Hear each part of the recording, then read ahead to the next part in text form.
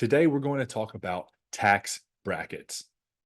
Now, this came up because a client of mine came and asked the question of, should I accept this raise or this bonus because it's going to bump me up to the next tax bracket? Now, this is a myth that I used to believe myself was if I earn more money or I get this bonus and it bumps me up from a 10% tax bracket to a 25% tax bracket, that my entire income is going to be taxed at 25%. That's just not true.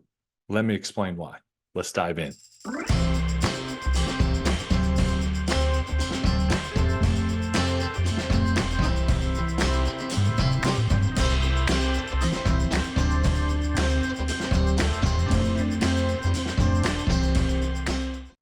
Now, tax brackets. No one really enjoys this conversation or wants to deal with or even pay taxes. I get it. I know.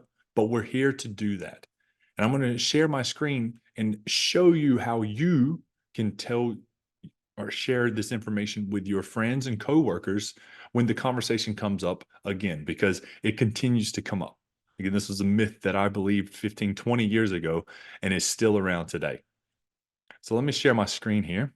Go to your web browser, just type in IRS 2024 tax brackets or 2023 or 2025, whatever year you're wanting to look at this. And you're going to scroll down to the irs.gov or whatever country that you're in that you want to know how tax rate or how much you're going to pay in tax rates.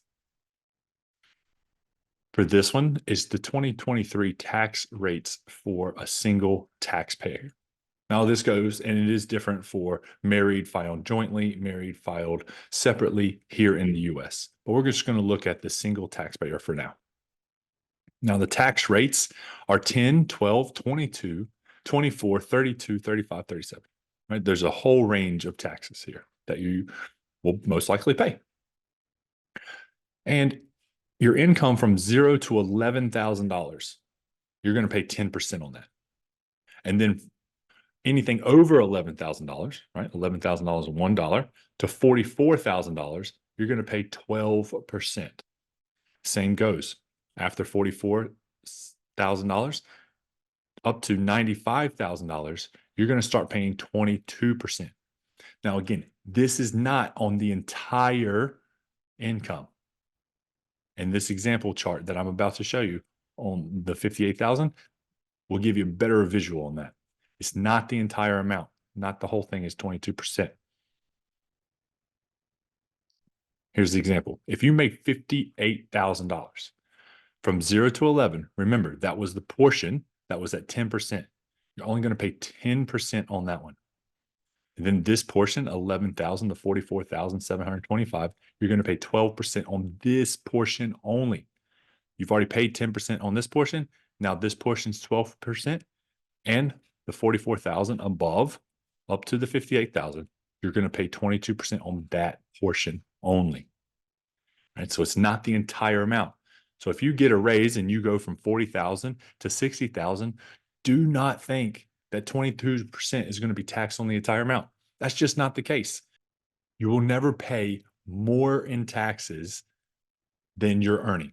What I mean by that is there's not a 100% tax bracket. If you go from 40,000 to 50,000, it's always beneficial for you.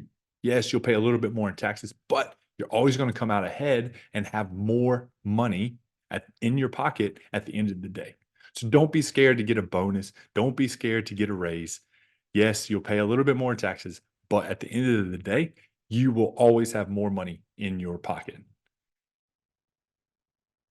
And if you are not single and you wish to learn about the rates for married filed jointly or separately or just the head of household, you can search through these because you can see here they change a little bit, right? I am now married filed jointly in the US. So Elle and I are going to pay 10% on the first $22,000 of our income, right? That could be that she earns that and I earn that. And only together, we're going to pay 10%. But if you're in a situation where you only earn the money and your spouse is a stay-at-home spouse, which is awesome, you still get the benefit of paying 10% on the first $22,000. Right? So just have a play through that. And again, don't be afraid to look these questions up. I look forward to seeing you in the next episode.